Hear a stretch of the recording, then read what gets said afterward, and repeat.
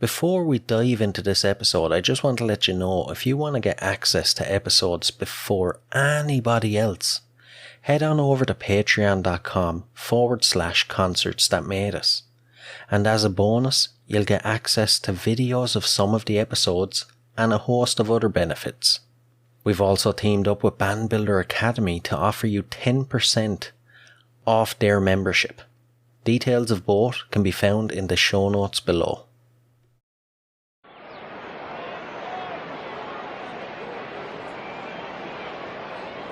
Is everybody in? Is everybody in? The show is about to begin.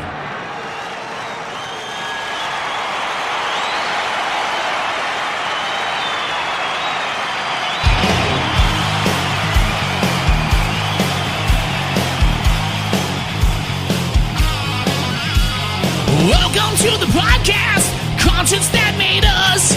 Interviews and stories, tales from the bus. We love taking you back to when it all went down. The greatest live shows and the cheering crowd sound. It's concerts, concerts that made us, concertsthatmadeus.com.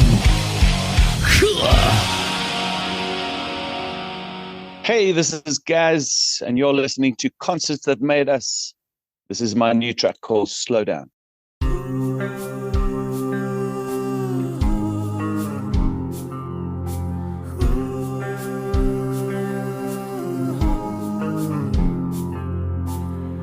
Turn off the noise for me, rewind. Make the music better. Slow down the world for me sometimes.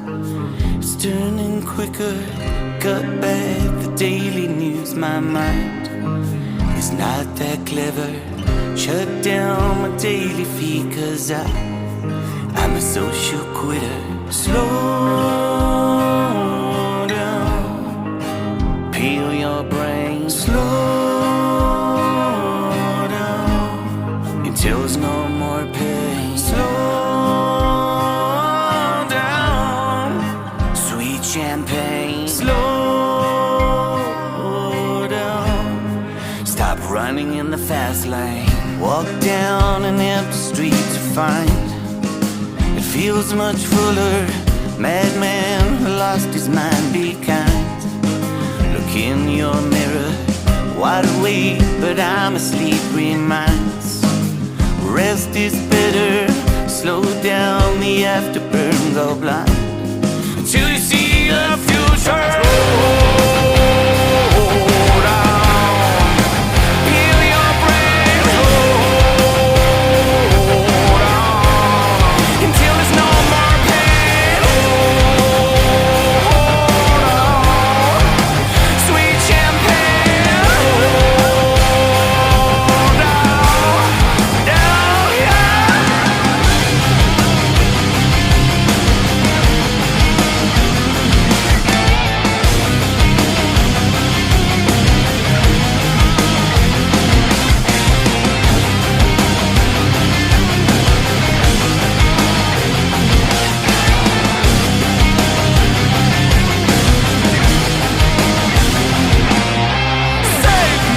Save me from myself.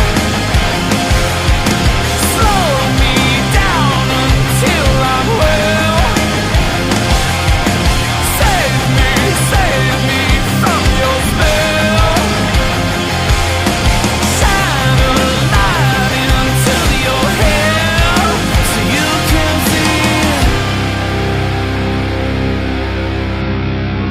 see what you're meant to be.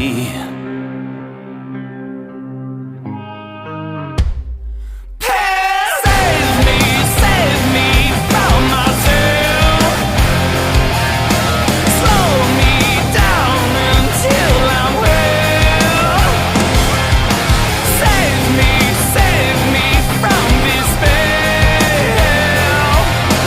Drill a hole into my head so you can feel.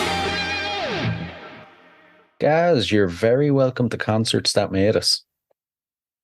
Thank you so much. Good evening from South Africa, Johannesburg. Brian, lovely to be on your show, and I am absolutely stoked to be speaking to you about my new single called Slow Down. Yes, yes, I am absolutely excited to speak about it with you. You released it on the 28th of July. Holy crap, what a banger. I must say now, I could hear a slight similarity with Ghost in the vocals, but what can you tell us about it? Well, I tell you what, we started this track out really slow, and you would have picked up on that. I love all the achy kind of heartbreaky type of sounds, and we just got into it really slowly. Excuse the pun. But the song it sort of built up to a point where it needed something, and my producer Mark Billing.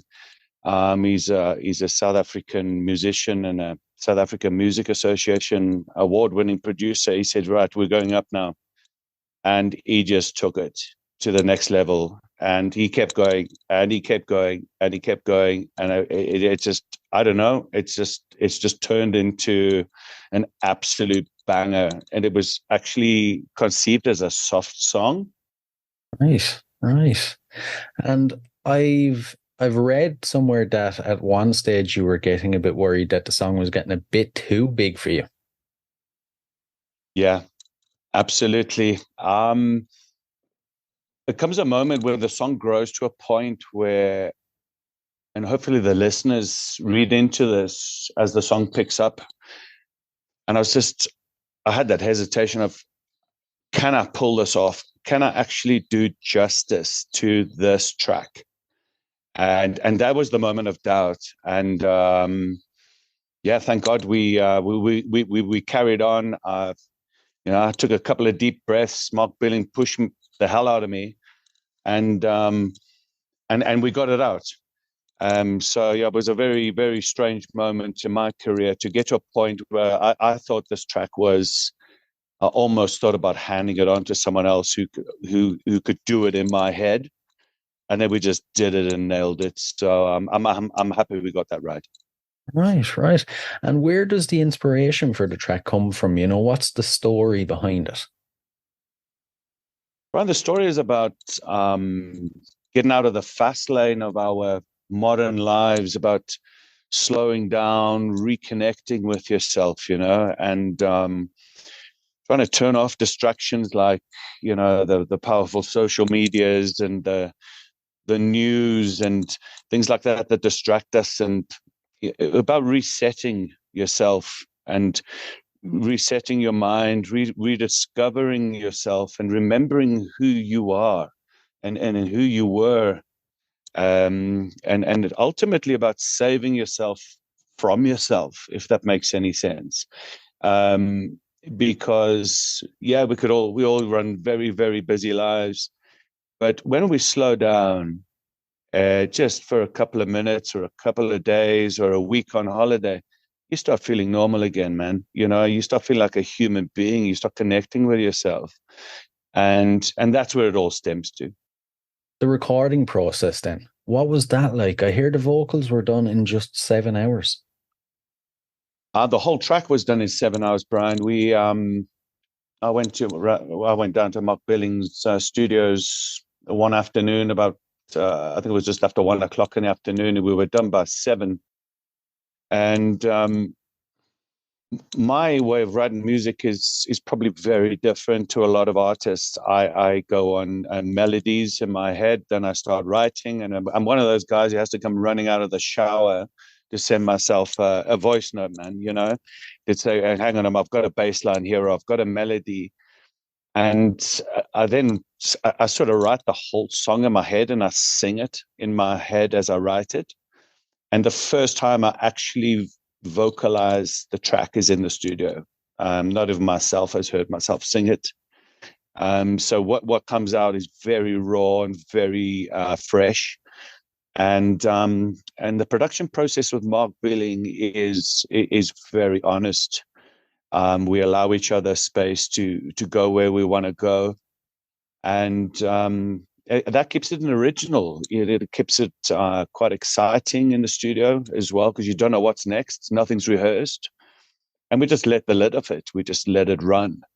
And so I really enjoyed the studio process. It was a long session, but we got it all out in one go.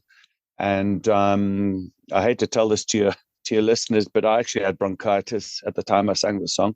No way. And I actually, I did. And I think a little bit of the fatigue is in the early part of the voice, but it works for that part of the soft side of the song. And then the rest of it, we just managed to get through. But in the one session, and it felt real enough to just keep the original vocals, aside from a little bit of production and tweaks, which you always have to do.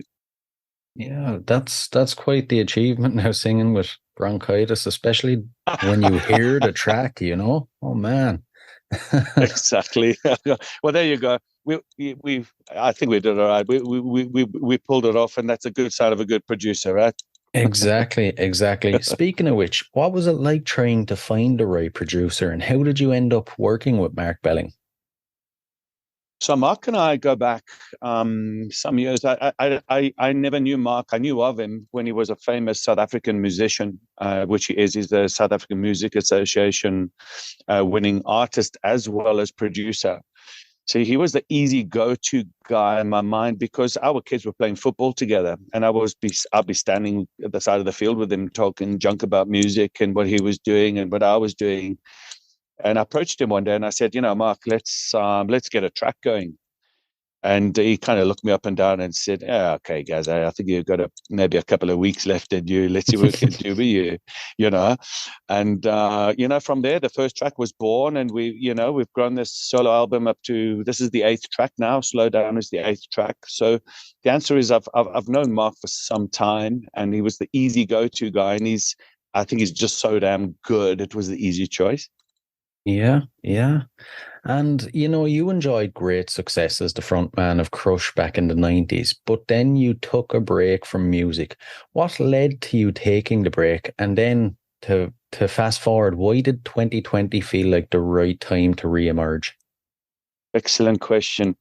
So I'd been running on the stage in South Africa and doing the major circuits in South Africa of all of our venues, and we won our local battle of the bands, and we got a few tracks out, and we got some success in the charts. And it was at that time I decided to move back to the UK. I'm originally from Newcastle upon Tyne, and went back to the UK for 5 years, came back to South Africa, and there was this dormancy. There was this where I was just not disconnected with music in terms of listening to it, but I wasn't getting the flow of writing it. And at the same time, I took on more of a business role in the company and all the rest, and got on with life.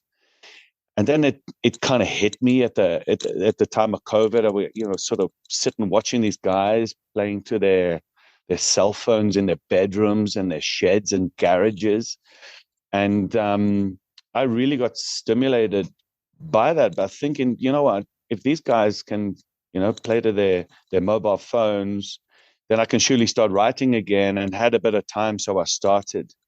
And I think the real impetus is when you've had such a long break from music, which I've had, that coil, that spring just pulls back so hard that when the tap opens, it goes. And the songs are just coming, and absolutely loving it. Yeah. You mentioned the track is off your upcoming album. At this stage, what can you tell us? What can we expect? I think the album is for me. It's I've grown up, I've matured, and it's a very mature approach to music, in my opinion. And I'm trying to leave a message in every song, and it'll be something about the world, or us, or humans, or the situations of the world, or these are kind of where my feelings are at the moment. I think a lot of people. So I'm trying to connect at that level, and a lot of my writing is about that. I'm trying to connect with people. I'm trying to make them listen, and deliver a message. So I hope that every track on the album is a chapter for people that resonates with someone that is either feeling or seeing or going through something that we all are. And as long as there's one track for everyone, I think we've done a good job. Right, right. And before we move on now, I have to ask, if the album takes off, are you fully prepared to jump back to where you were in the 90s and just go on the road and tour it? I think it's going to have to be, although the album is about absolute honesty and in its delivery and everything, I have to say that I would love to hit the road and get the album out and go and tour the album. But like anyone in life these days, it's got to pay the bills, right? You know, I'm coming from a low base. I have to be honest about that, and I have to be real about that. I'm kind of regrowing myself, so I think if there's enough in it, we'll take the time to do it and do it properly. I'm not a sign artist. I've got no financial backing. It all comes from the love of music and getting the tracks out. So I hate to say it, and I hate to say it to the to the listeners and yourself. It will actually probably be a financial decision, and I would probably take a balanced road. Would be my answer, where I would probably have to work and then hit the road for a little bit and get it out. But the true passion is in the music. It's not in the corporate world, mate. It's good to hear. It's good to hear. Now we'll dive into your early influences to give the listeners a sense of where you come from. So if you can you remember your earliest musical memory? My very earliest musical memory, I'd be sitting with my granddad in Newcastle upon Tyne before we moved to South Africa, and he'd be playing his records. He'd probably be playing something like James Last or that kind of thing. And moving to South Africa, if I think about the heaps of albums and LPs that I was exposed to from my mum and dad, anywhere from Bread to Chicago to AC/DC to you name it, whatever was next got played. And I think that plays a very big role in my ear and in my musical brain. That I'm not one genre. I come from a long line of, like all of us, I guess. But I listen to music and absorb it, and I will use every component of it that I've learned along the way to deliver at any point, even in the modern day. So my true love of when I get into music myself, I love Placebo, I love Pearl Jam, I love Live. I'll take me into the Coldplay space. I absolutely love Depeche Mode's old tracks, even some of their new. So very, very diverse, I think, in my listening. And this is what creates us, and that's what we draw on. I'm not saying I'm trying to sound like any of them, but we're really trying to do our own thing. But from early memories, absolutely anything that sounded good, I'd be listening to it. And what was the point, or what happened that made you realize you wanted to be a musician? Sure. I think, and I'm going to try and be humble about this, but you get up on stage a few times and you record a little bit, or you're a little bit younger and you're working in choirs, or you're auditioning for our South African National Drakensberg Boys Choir, whatever. I've always had a vocal ability, and people haven't been scared to say, Gaz or Gary, you got a voice, mate, and you should look at using it. And that, connected with a passion, is always going to lead to you wanting to do music and sing and write. So if that answers your question, I think the ability to deliver is very important, and I enjoy it. I'm in my absolute universal space when I'm in music. So why not? Why not go with it? Yeah, true. Now, this is a very interesting one. Moving to South Africa from Newcastle, how do you think it kind of affected the music you were exposed to or the music you were into? Excellent question. Because a lot of South African music in and around the time of coming into South Africa from the late 70s until at least the early 90s, a lot of people will recall that South Africa went into it was in the apartheid era of South Africa. There's no getting away with it. And there were a lot of sanctions around South Africa at the time. And we stopped getting Coca-Cola. We stopped getting mainstream media. We stopped getting great records of the world. But the few people that traveled hid them or brought them in. And we get to hear those. We get to hear those at parties, or we get to hear them here and there. So the local scene became very strong, although it was highly censored. So I would say my musical influence was masked in terms of the rest of the world. And this is why I had all those LPs on repeat. Whatever was there, you played. Because you just weren't exposed to too much of the world. And then boom, it all opened up and we all went mad in the 90s.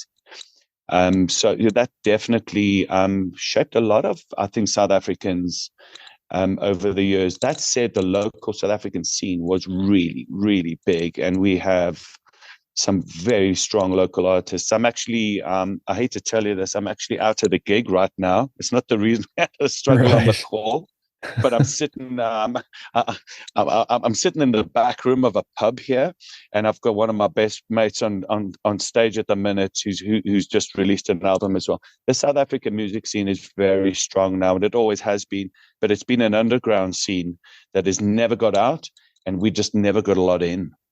This is the perfect question. So, since you're actually at a gig right now, as a concert goer, what concerts do you think have made you? I tell you who we've had over the last 10 to 15 years that has absolutely blown me away. We've had Live and Ed Kowalski here a couple of times, and I absolutely love the band Live.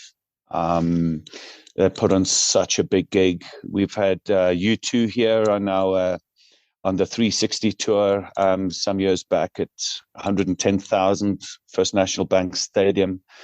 We've had Coldplay. We've had UB40 in the past.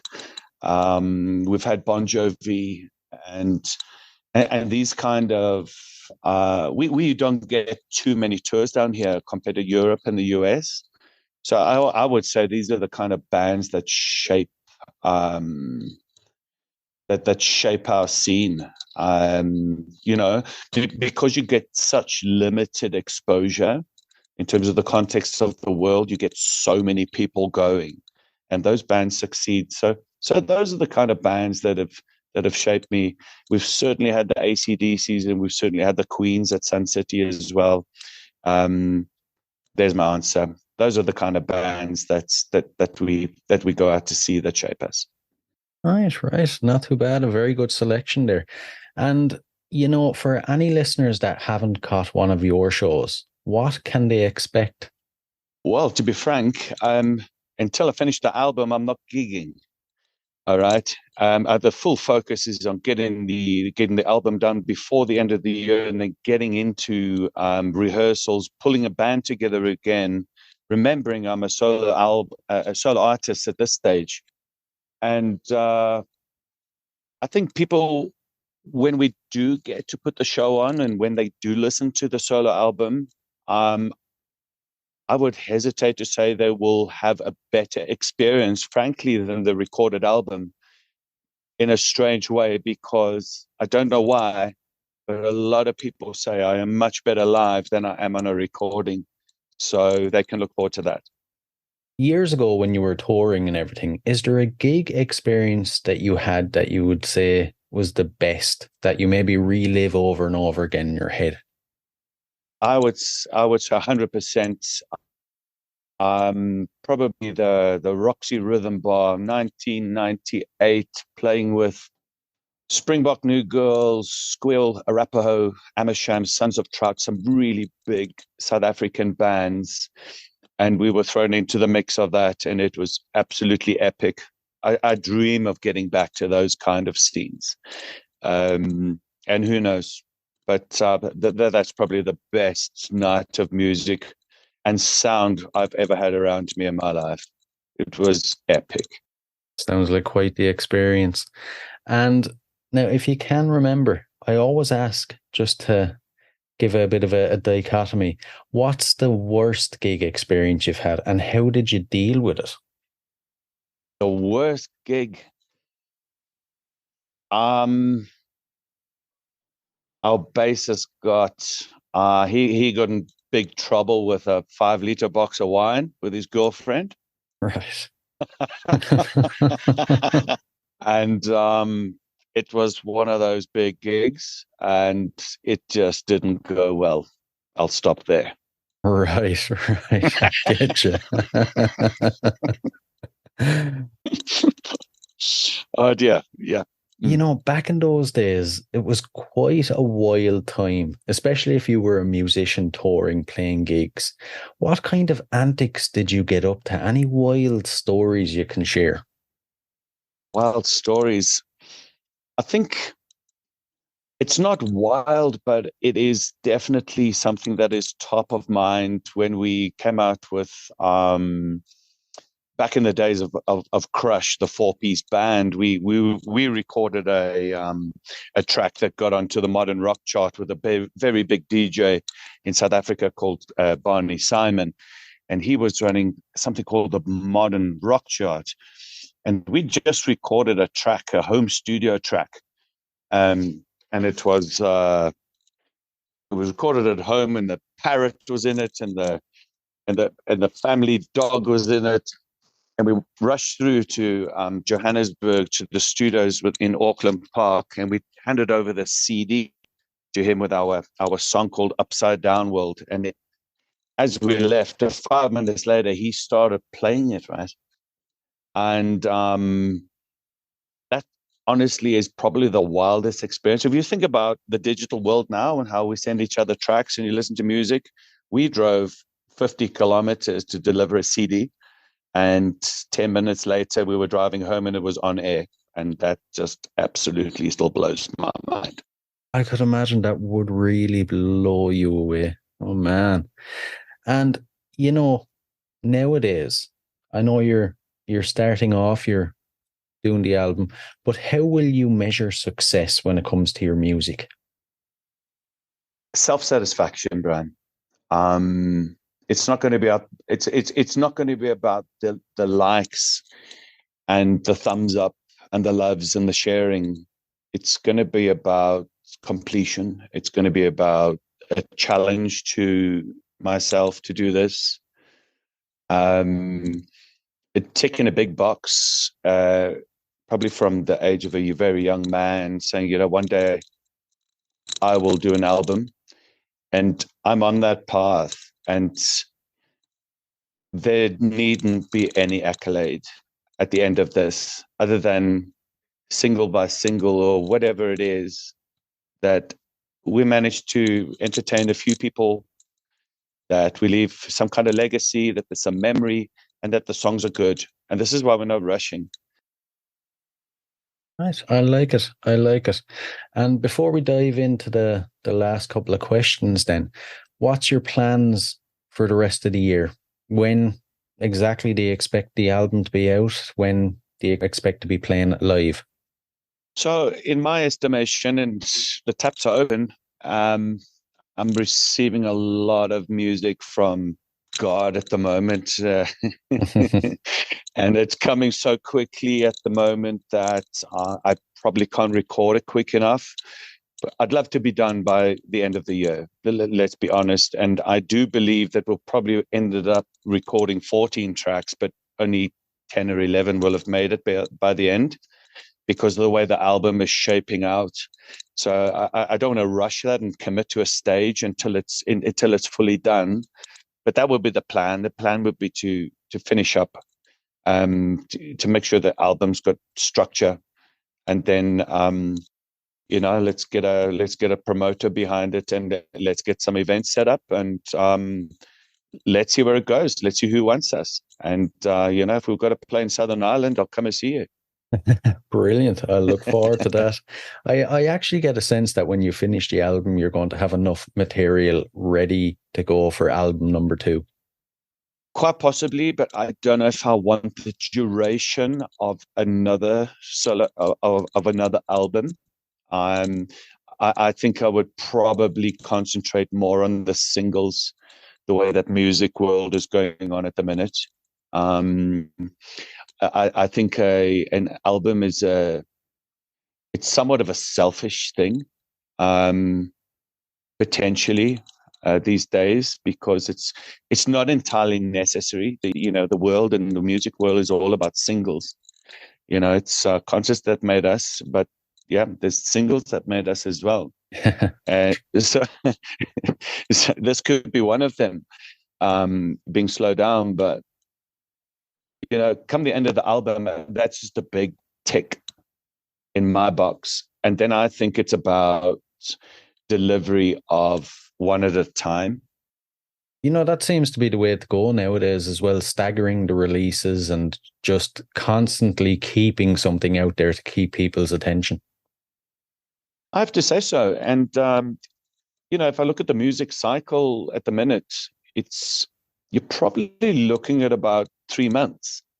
I think if you're going to make something from the heart and make it good, promote it well, have it well written and well produced, that's kind of the cycle.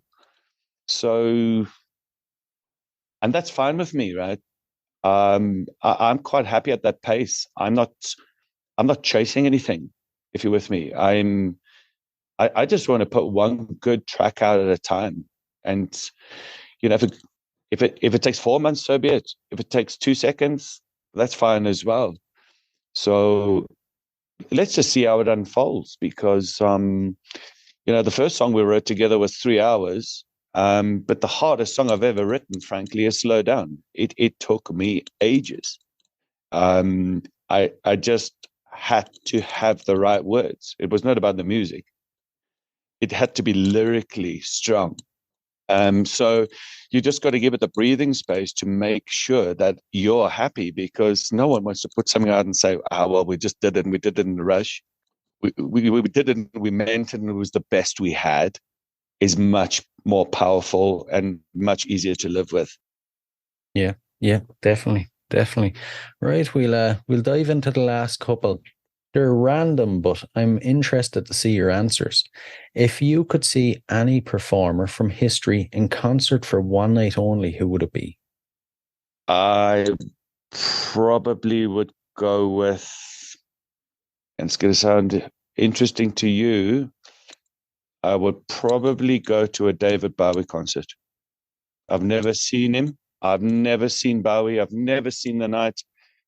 And I just have absolutely grown up loving the styles, sounds, changes that Bowie took us all through.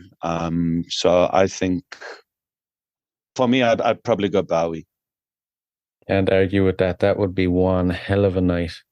And the next one, so it's a bit odd. If you had to spend 24 hours locked in a room with any musician from history, who would it be? I'm flicking all these albums through my head here. Dear me. Any artist through history. Do you know what I'd love to do? And it would be absolutely wild. I'd probably sit in that padded cell for 24 hours with Ozzy Osbourne. It would just be right off the charts. I would love to see what's really going on in that man's head. That actually would be very interesting. Yeah. Let's go, Ozzy. Yeah, let's go, Ozzy. Good one. And the final one. So, what song would appear on the soundtrack to your life? What song would appear to the soundtrack to my life? I'm going to say Mad World by Tears for Fears, because I actually, if there was any song I wished I'd written, it is that. In fact, to a point when you read those lyrics, and I wish I'd written them, to the point where I'd actually like to do a cover of that, but in a rock style, alt rock. I don't think it's been done before, but I believe the words are absolutely beautiful, and just what it means. It's it's Mad World, and for me, a lot of my writing and thinking comes from that type of space. So that would be my answer there. I know it's a pop song. It doesn't matter. I just think those are some of the best lyrics and one of the best songs ever. And I could easily go along to that as a lifestyle track. Oh my God. You know, everybody listening to this now is going to be like waiting for the day you release a rock cover version of that song. It would be epic. You reckon? Yeah, definitely. Definitely. I think so. It's been done by Tears for Fears. It's been done by, what's his name? Gary Jules, wasn't it? Yeah, done about Gary Jules. He did a beautiful rendition, and then more lately, is it Adam Lambert? Hmm. But I'm thinking more. I'm thinking something darker, man. I'm thinking something. Yeah, I'm thinking something a little bit more Ed Kowalski. You know what I mean? I'm thinking, man. All around me are familiar faces.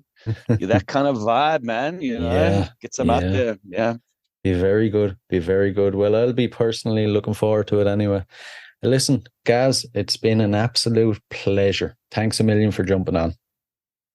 I have really enjoyed myself. I'm sorry I was late for all the troubles of the connections, but to you and your fans and to the concert that made us, thank you for having Gaz on the show. And I really hope you love the new release called Slow Down, and I hope we can connect again in future soon. Hey guys, I really hope you enjoyed this episode. If you did, please rate and review us on iTunes and Spotify. And if you're interested in signing up to Band Builder Academy, use the link in the show notes below and enter the code CONCERTS and you'll receive 10% off. So, until next time, keep rocking.